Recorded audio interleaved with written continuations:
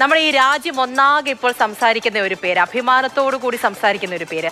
Indian സൈന്യത്തിലെ അസാമാന്യ പോരാളി, ഭീകരരുടെ ഒളിത്താവളത്തിലേക്ക് പാഞ്ഞു കയറി 3 ജെയ്ഷെ മുഹമ്മദ് ഭീകരരെ കൊലപ്പെടുത്താൻ നമ്മുടെ സൈന്യത്തിന് വഴികാട്ടിയായ ധീരൻ, രാജ്യത്തിന്റെ അഭിമാനം ടൈസൺ.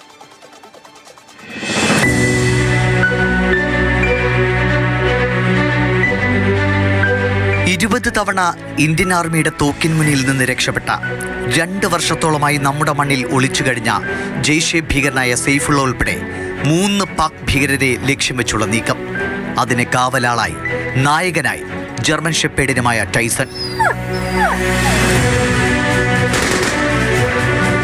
കിഷ്ത്വാറിലെ ദുർഘടം പിടിച്ച ഛാത്രൂ മേഖലയിലെ മലഞ്ചെരുവിൽ പ്രത്യേക ഗർത്തമുണ്ടാക്കി ഒളിച്ചിരിക്കുന്ന ജെയ്ഷെ ഭീകരരെ ലക്ഷ്യം വെച്ചുള്ള സേനയുടെ നീക്കം. ഇന്റലിജൻസ് വിവരത്തിന്റെ അടിസ്ഥാനത്തിൽ ടൈസൺ ഉൾപ്പെടെയുള്ള ഇന്ത്യൻ സേന മലമുകളിലേക്ക് നീങ്ങി.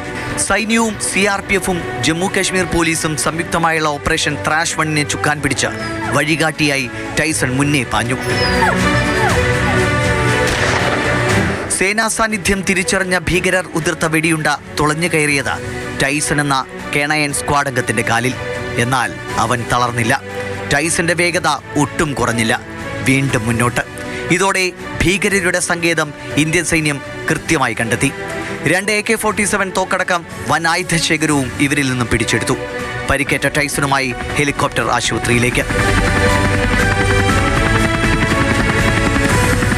സുഖം പ്രാപിച്ചു വരുന്നതായാണ് റിപ്പോർട്ട്.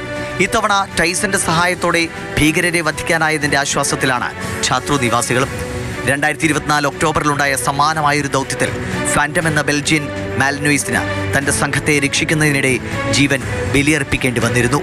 ഭീകരവിരുദ്ധ പ്രവർത്തനങ്ങളിൽ പരിശീലനം ലഭിച്ച കരസേനാ നായ്ക്കളുടെ നിർണായക പങ്ക് ഒരിക്കൽ കൂടി ടൈസന്റെ ധൈര്യത്തിലൂടെ അടിവരയിടുകയാണ്. രാജ്യത്തിന്റെ അഭിമാനമേ, big salute. News desk, Mathrubhumi news. B ബാലഗോപാലാണ് നമ്മുടെ കൂടെയുള്ളത്. ബാലു, അഭിമാനം എന്നതിനപ്പുറത്തേക്ക് ഒന്നും തന്നെ പറയാനില്ല അല്ലെ? നമ്മുടെ ജീവൻ കാക്കാൻ വേണ്ടിയിട്ട് മുൻനിരയിൽ നിന്നൊരു വലിയ പോരാളിയാണ്, ഒരു നായകനാണല്ലേ? കാരണം വെടിയേറ്റിട്ടുണ്ടായിരുന്നു, പരിക്കേറ്റിട്ടുണ്ടായിരുന്നു, എന്നിട്ടും പിന്മാറിയില്ല. പലപ്പോഴും ഈ ദൗത്യത്തിനെയൊക്കെ കുറിച്ച് പറയുമ്പോൾ നമ്മുടെ ധീര ജവാന്മാരെയൊക്കെ കുറിച്ച് നമ്മളിങ്ങനെ പലപ്പോഴും സംസാരിച്ചു പോകാറുണ്ട്. പക്ഷെ ഇങ്ങനെ ഒരു കാര്യം, അത് കൗതുകത്തോടു കൂടി മാത്രമല്ല നമ്മൾ കേൾക്കുന്നത്, അഭിമാനത്തോടു കൂടിയാണ് ആ പേരിപ്പോൾ ഇന്ത്യയിലെ ഓരോ ജനതയും നെഞ്ചേറ്റുന്നത്. പരിക്കേറ്റു എന്നൊക്കെ പറഞ്ഞപ്പോൾ ഉറപ്പായിട്ടും ഈ ഇന്ത്യൻ ജനതയുടെ ഒന്നാകെ പ്രാർത്ഥന കൂടി ഇപ്പോൾ ടൈസനോടൊപ്പമുണ്ട്. പൂജ, തീർച്ചയായും ഓരോ ഇന്ത്യക്കാരൻ്റെയും അഭിമാനമായി മാറിയിരിക്കുകയാണ് ടൈസൺ.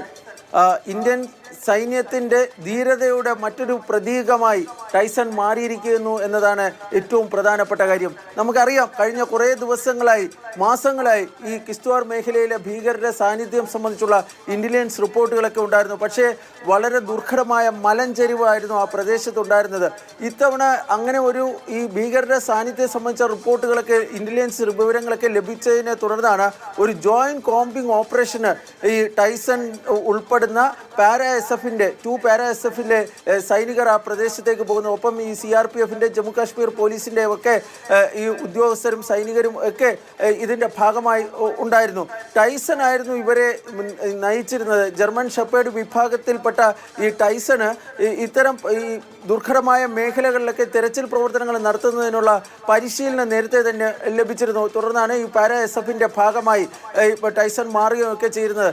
ഇവർക്ക്, ഈ സൈനികർക്ക്, പ്രത്യേകിച്ച് ഈ പാരാ-SF-ൻ്റെ സൈനികർക്ക് വഴികാട്ടിയായി ടൈസൺ പോവുകയായിരുന്നു. ആ സമയത്താണ് ഈ ഭീകരരുടെ ഒളിത്താവളത്തിന് തൊട്ടടുത്തെത്തിയപ്പോൾ ഈ ടൈസന് നേരെ ഭീകരർ നിറയൊഴിച്ചത്. തുടർന്ന് ഈ ടൈസന്റെ ഒരു കാലിന്, അതായത് പിൻഭാഗത്ത് കാലിന് ഈ വെടി ഏൽക്കുകയും ചെയ്തിരുന്നു. പക്ഷേ അതൊന്നും കൊണ്ട് ടൈസന്റെ പോരാട്ട വീര്യത്തിന് ഒരു കുറവും ഉണ്ടായില്ല. ടൈസൺ മുന്നോട്ട് തന്നെ പോവുകയാണ് ഉണ്ടായത്. യഥാർത്ഥത്തിൽ ഇപ്പോൾ ഈ സേനയുമായി ബന്ധപ്പെട്ട ആൾക്കാരൊക്കെ പറയുന്നത് ടൈസന്റെ പോരാട്ട വീര്യം കാരണമാണ് ഈ ഭീകരരുടെ ഒളിത്താവളത്തിൽ കടന്നു കയറുന്ന ഈ ഭീകരരെ ഉന്മൂലനം ചെയ്യുവാൻ, അല്ലെങ്കിൽ അവരെ വധിക്കുവാൻ വേണ്ടി നമ്മുടെ സൈനികർക്ക് കഴിഞ്ഞതെന്നതാണ് ഏറ്റവും പ്രധാനപ്പെട്ട കാര്യം. ഈ ഓപ്പറേഷൻ കഴിയുന്നവരൊരു ടൈസൺ അവിടെ ഉണ്ടായിരുന്നു. തുടർന്ന് ഈ ഓപ്പറേഷന് ശേഷമാണ് ടൈസനെ അവിടെ നിന്ന് എയർലിഫ്റ്റ് ചെയ്ത് ഈ ആശുപത്രിയിലേക്ക് മാറ്റുന്നത്. കാരണം സാധാരണ ഈ ഗുരുതരമായ പരിക്കേൽക്കുന്ന സൈനികരെയൊക്കെയാണ് ഇത്തരം ഓപ്പറേഷന് ഇടയിൽ പരിക്കേൽക്കുന്നവരെയാണ് ഇങ്ങനെ എയർലിഫ്റ്റ് ചെയ്ത് ആശുപത്രിയിലേക്ക് മാറ്റുന്നത്. ഏതായാലും ടൈസന് ആശുപത്രി ആശുപത്രിയിലേക്ക് മാറ്റി തുടർന്ന് ഒരു വിദഗ്ധ ചികിത്സയൊക്കെ നൽകുകയും ചെയ്തിട്ടുണ്ട്. ഈ ടൈസന്റെ നിലവിലെ ആരോഗ്യസ്ഥിതി അത് തൃപ്തികരമാണ്. മറ്റു പ്രശ്നങ്ങളൊന്നും തന്നെ ഇല്ല എന്നാണ് ഇന്ന് കരസേന. അവസാനമായിട്ട് കേൾക്കേണ്ടതും അതാണ്. ആരോഗ്യത്തിന് യാതൊരുവിധ പ്രശ്നങ്ങളോ ഒന്നുമില്ല എന്നുള്ള റിപ്പോർട്ടുകൾ കൂടി നമുക്ക് മുന്നിലുണ്ട്. ഈ പറഞ്ഞതുപോലെ തന്നെ ഏറ്റവും അവസാനം വരെ പൊരുത്തി നിന്നു എന്ന് തന്നെ വേണമെങ്കിൽ പറയാമല്ലേ. പ്രതികൂലമായൊരു ഘട്ടമുണ്ടായിരുന്നു. അതിനെ എല്ലാം തരണം ചെയ്തുകൊണ്ടാണ് ടൈസൺ ഇപ്പോൾ രാജ്യത്തിന്റെ അഭിമാനമായി മാറിയിരിക്കുന്നത്. ശരി ബാലു.